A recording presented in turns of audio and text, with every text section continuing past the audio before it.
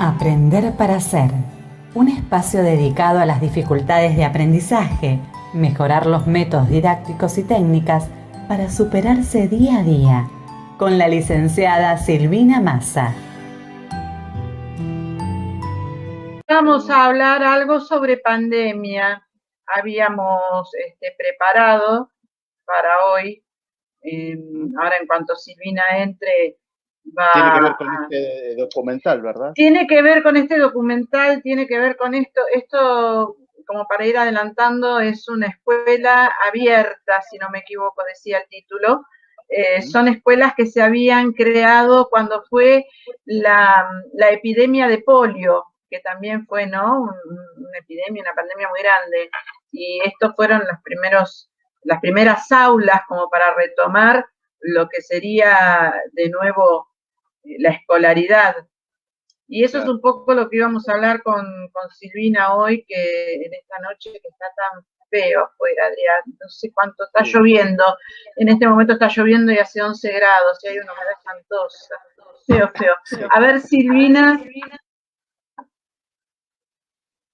No se te escucha, Silvina, todavía. La humedad está haciendo estragos en tu sonido. Fíjate, porque a mí me sale que tu micrófono está silenciado. Hay un botoncito por ahí. No, otra vez. A ver ahora. Quizás el volumen del celular por ahí estará bajo. Ah, puede ser el volumen. Es la humedad, ¿viste, Adrián? Es como te digo, es la humedad, es este tiempo horrible que nos está haciendo desastre en todos lados.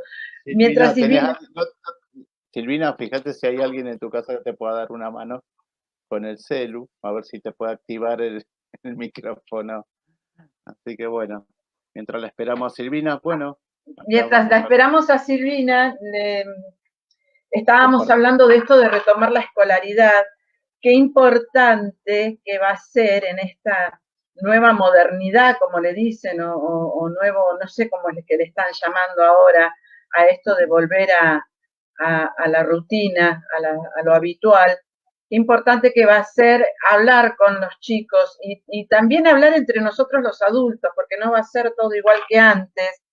Y si bien sabemos que va a ser paulatino y va a ser escalonado, hay que empezar a hablar con los chicos y con los adolescentes, con los más chiquitos sobre todo y los adolescentes, aunque ellos enseguida incorporan muy rápido los hábitos, así como incorporaron muy rápido esto de que era un virus, que no podíamos salir y que no podían estar con sus pares, también van a incorporar rápido esto de que hay que empezar a explicarles que no va a ser todos los días, por lo que se está comentando y lo que se está viendo. La concurrencia a clases no va a ser a diario, va a ser un par de horas, va a ser un día sí, un día no. Van a empezar los más grandes, los preadolescentes. Ellos tienen que tener muy en claro y hay que recalcarles e inculcarles el uso del barbijo, por más que tengan muchas ganas de verse y de quitárselo, no hay que sacárselo por nada del mundo. La distancia, no van a estar pegaditos un pupitre al lado del otro, van a tener que tener una distancia. Lo lamento, chicos, si están escuchando, no se van a poder copiar. Esto es una de las desventajas que nos deja, una de las secuelas que nos deja la pandemia. Chicos, no se van a poder copiar. Lamento decirles que la distancia va a ser cruel para algunos.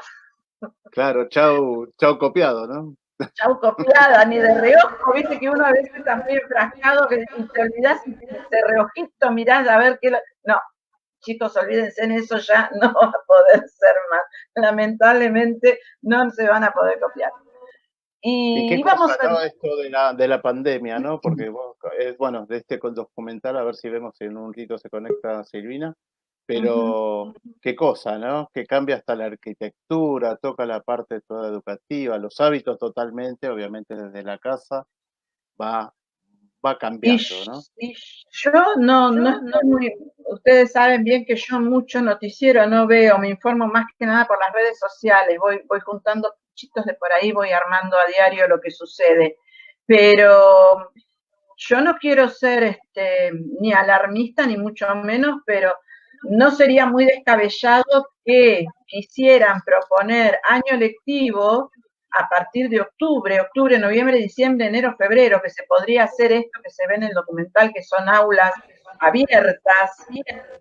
Estaría mucho mejor que decir, bueno, chicos, vuelvan ahora en agosto, porque en agosto hace frío, obviamente no podés tener un niño, un adolescente y tampoco un adulto estudiando al aire libre.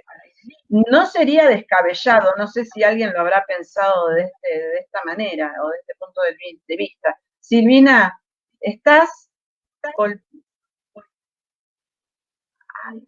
No se te escucha. No te escuchamos, Silvi. Qué picardía. Qué picardía. No te podemos oír. No sale la voz por el micrófono.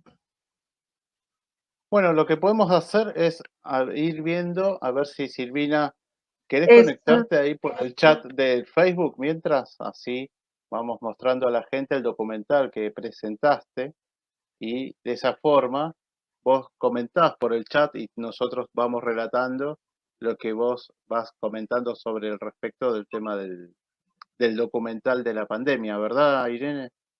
Sí, es una buena manera de salir así, al toro, como dicen los artistas, ¿no? Me falta Patri.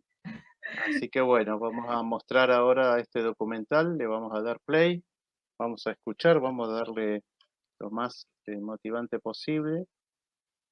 Sí, porque les puedo asegurar que es muy interesante.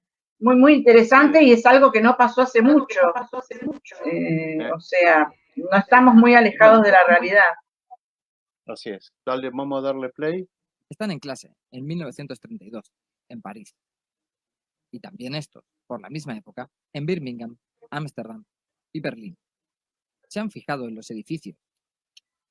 Todos tienen ventanas enormes o directamente muros abatibles. Son las conocidas como escuelas al aire, también llamadas en la época escuelas antituberculosis. Instituciones especialmente diseñadas para prevenir y combatir una pandemia que venía asolando muchas grandes ciudades durante el siglo XIX y principios del XX, y en las que, como en París, llegó a ser la causa de la muerte de la mitad de los jóvenes fallecidos en todo el siglo XIX. Y es que, durante décadas tras el descubrimiento del bacilo de la enfermedad por Robert Koch, lo único que se supo es que la bacteria era infecciosa, que sobrevivía en los lugares más oscuros y polvorientos, y que el sol y el aire limpio y el reposo mejoraban a los pacientes. Por eso, todos los grandes arquitectos y diseñadores de la época se lanzaron a diseñar hospitales con ventanas más grandes, sanatorios con enormes terrazas, viviendas elevadas para huir de los gérmenes y muebles aerodinámicos donde el polvo no se pudiera esconder. Y así nació la arquitectura modernista, el gran ejemplo de cómo las pandemias han dibujado desde siempre la forma de nuestras ciudades.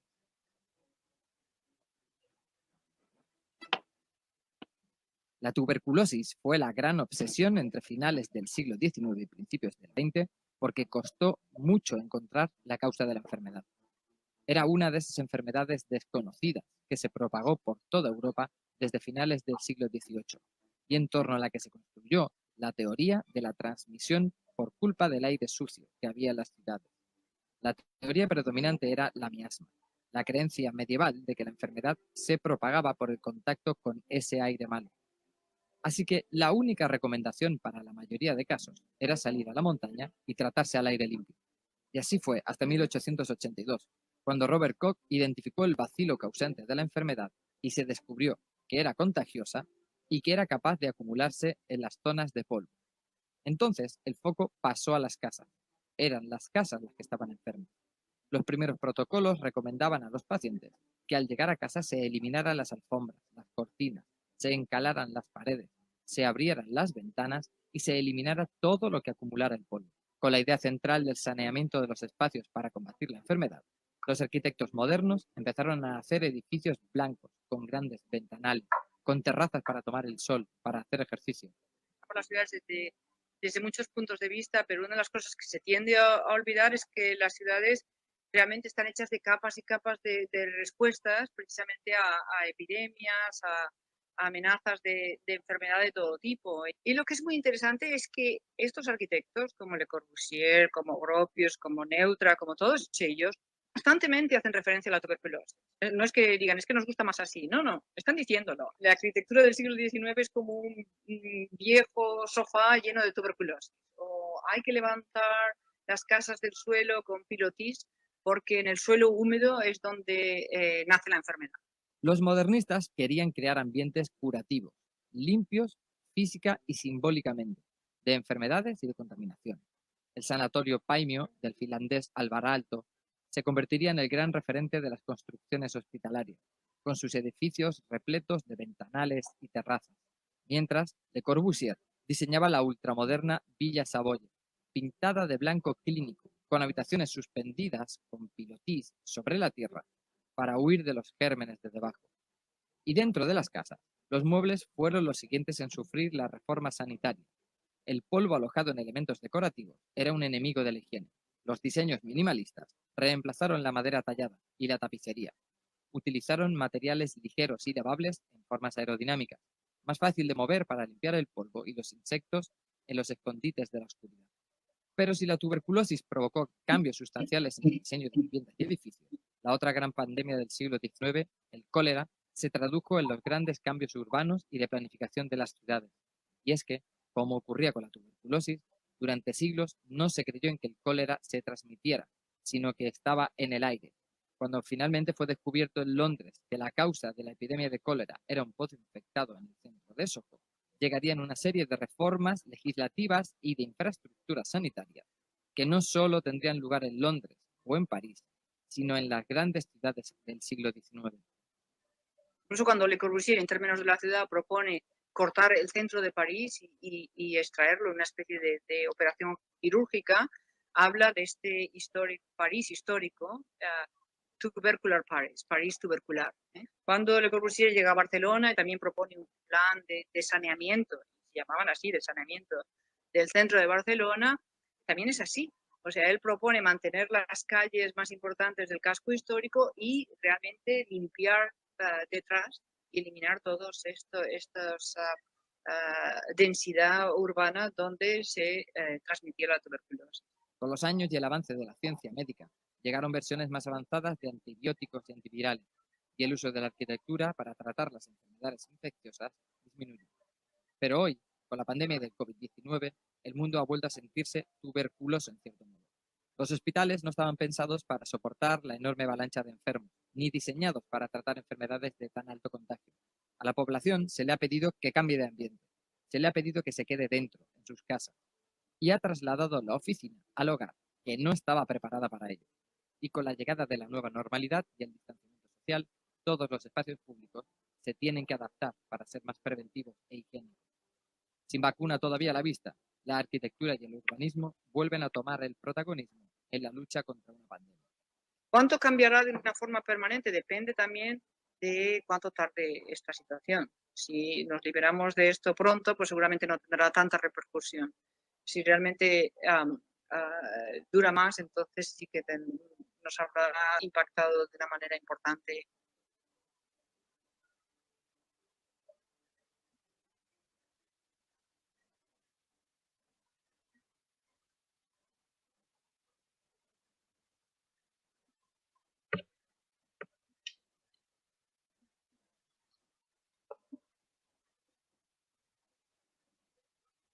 Bien. Estamos. Qué bárbaro, ¿no? Sí, qué tema, ¿no? Quería retractarme, quería corregirme que no era polio, era tuberculosis, la epidemia por la cual se habían empezado a pensar y a generar estas aulas con grandes ventanales, aulas abiertas. Cómo nos cambia, ¿no? Cómo una partícula tan chiquitita como un virus puede cambiar desde la estructura edilicia de donde uno tiene que habitar hasta el ritmo de vida y todo lo que conlleva. Es muy cierto lo que dice el documental de tener que trasladar el trabajo a la casa, que no está preparada. Nuestra casa, nuestro hogar, está preparado para recibir visitas, para recibir chicos, amigos, tomar mate, no sé, pero no para aplicarlo o convertirlo en una oficina. Realmente eso, aunque no lo creamos, eso nos produjo y nos produce, nos sigue produciendo cambios de hábito y de, ¿cómo te puedo explicar?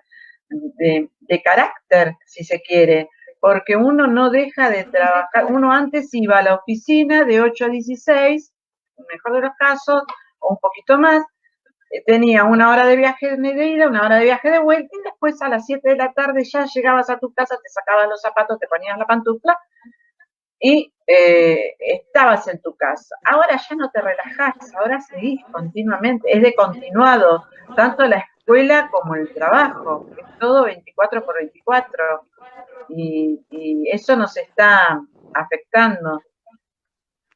Hola, ¿ahora me escuchan? Ay, hola Silvina, buenas noches. Disculpen, debe ser la tormenta, ¿no? La humedad, sí, quédate tranquilo. Le echamos la culpa al clima. ¿Cómo te va, Irene? Hola Silvina, un gusto. Gracias. Mi amor, un placer. Te agradezco mucho que, bueno, que vos hayas avanzado un poco en el tema. No sé si ya pasaron el video o el audio.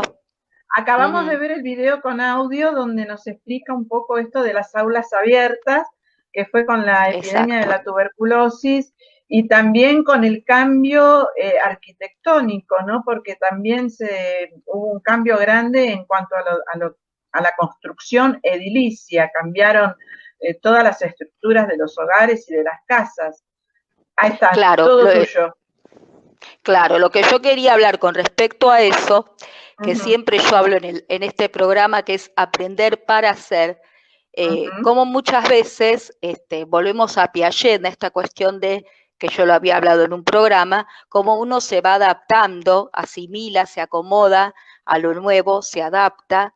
Por ejemplo, que muchas veces pensamos que estas pandemias han sucedido en otras épocas, y que, bueno, lo que hace las personas es reaprenderse a volver digamos, a manejarse o a vivir de otra manera diferente.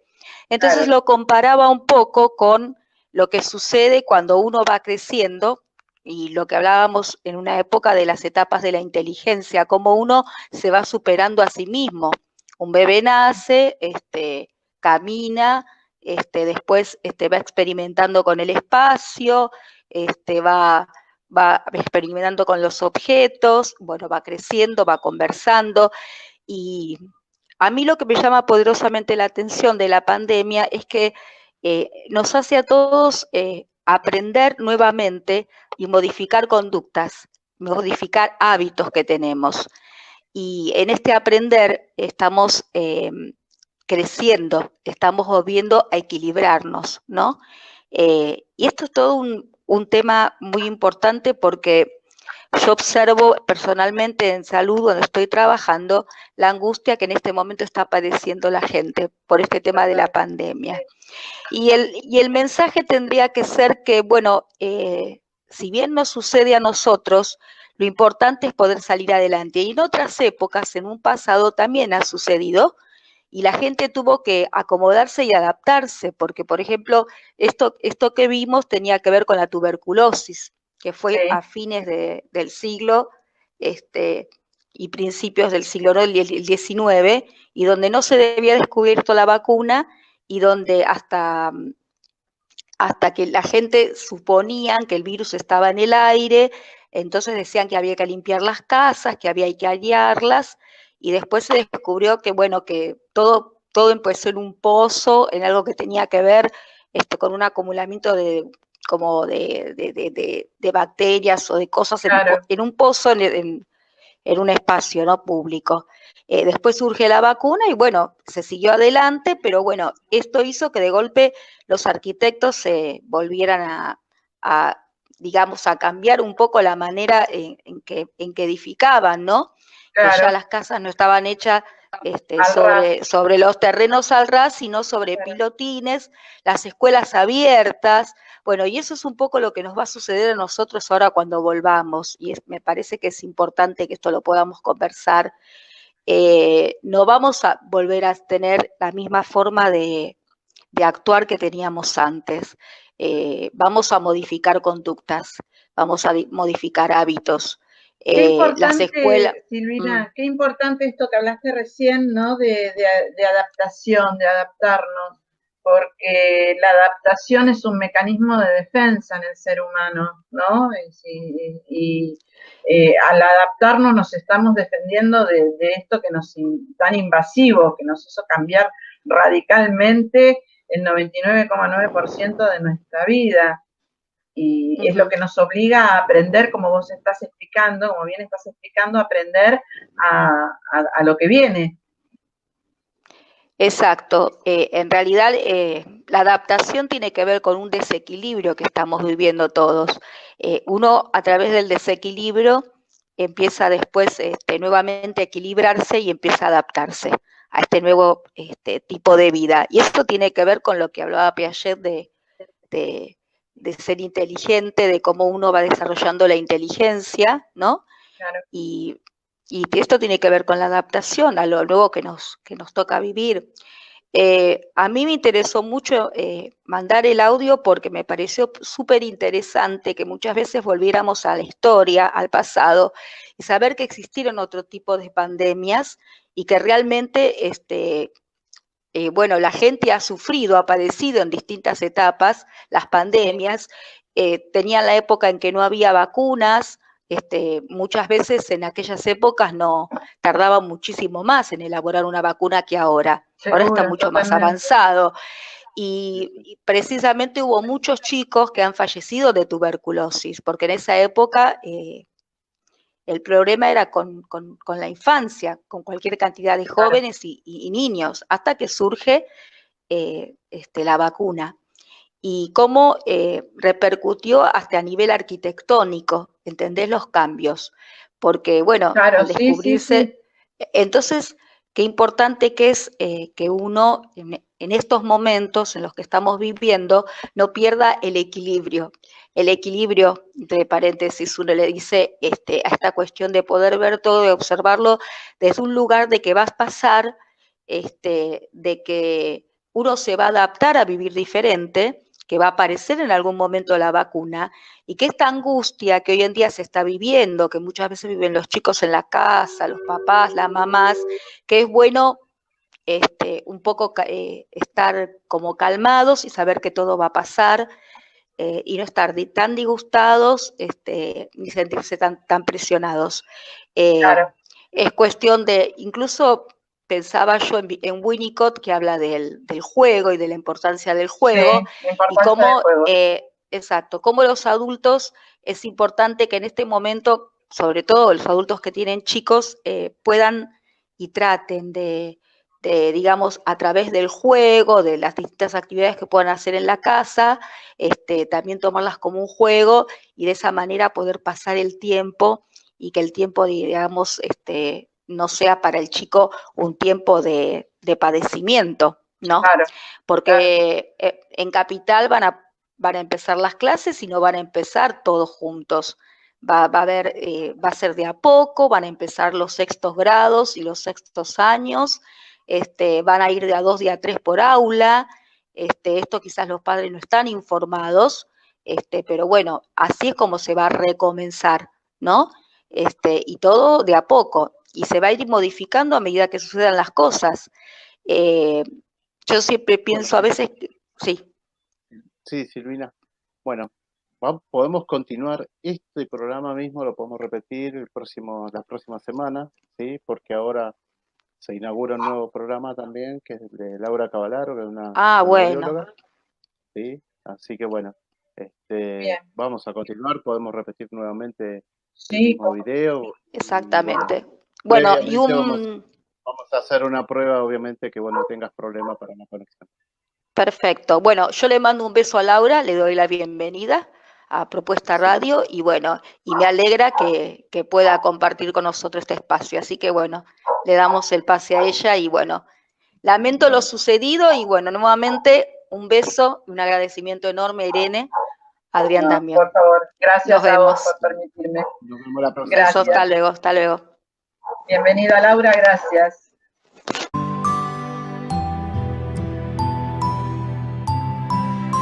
Aprender para Ser, un espacio dedicado a las dificultades de aprendizaje, mejorar los métodos didácticos y técnicas para superarse día a día, con la licenciada Silvina Massa.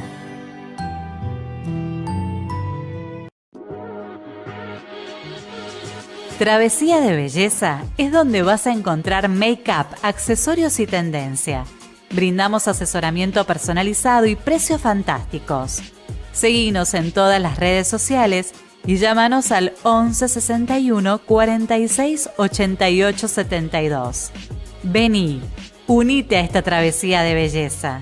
Si nos llamás de parte de la propuesta radio, con la compra te enviamos un regalito especial sin cargo. Vení, unite a esta travesía de belleza.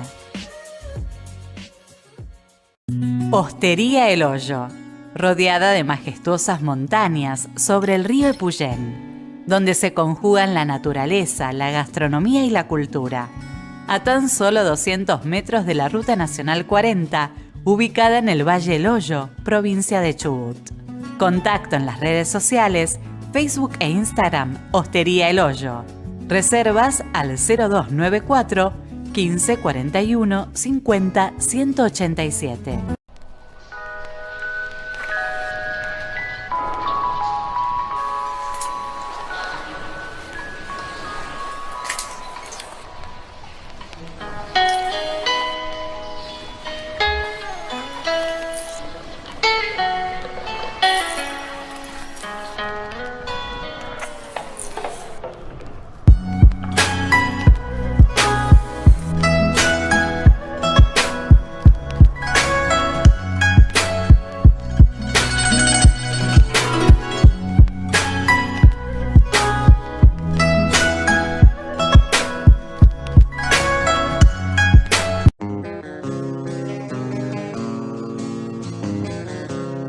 Coffee Town, un café natural, de pequeñas fincas, de altura y sustentable. Llega verde hasta nuestras manos.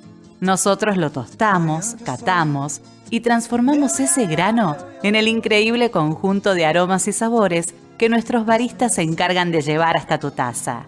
El mejor café solo en Coffee Town.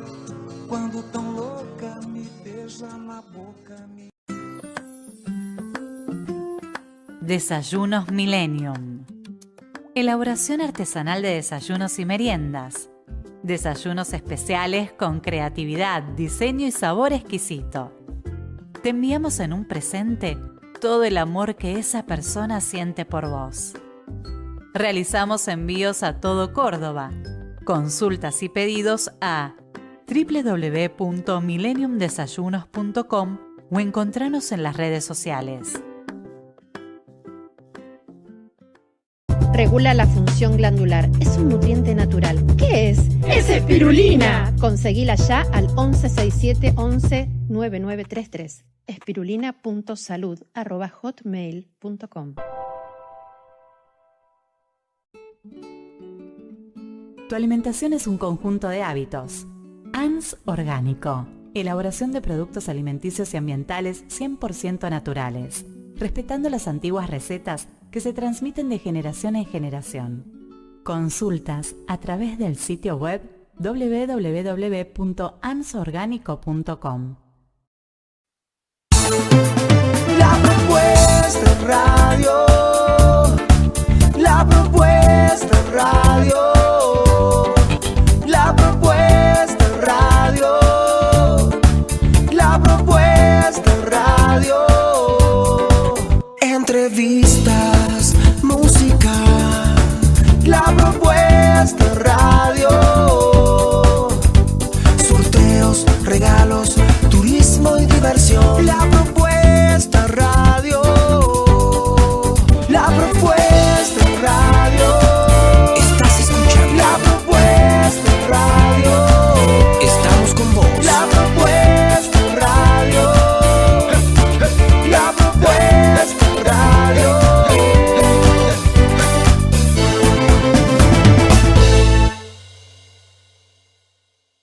Producción y realización, de La Propuesta Radio.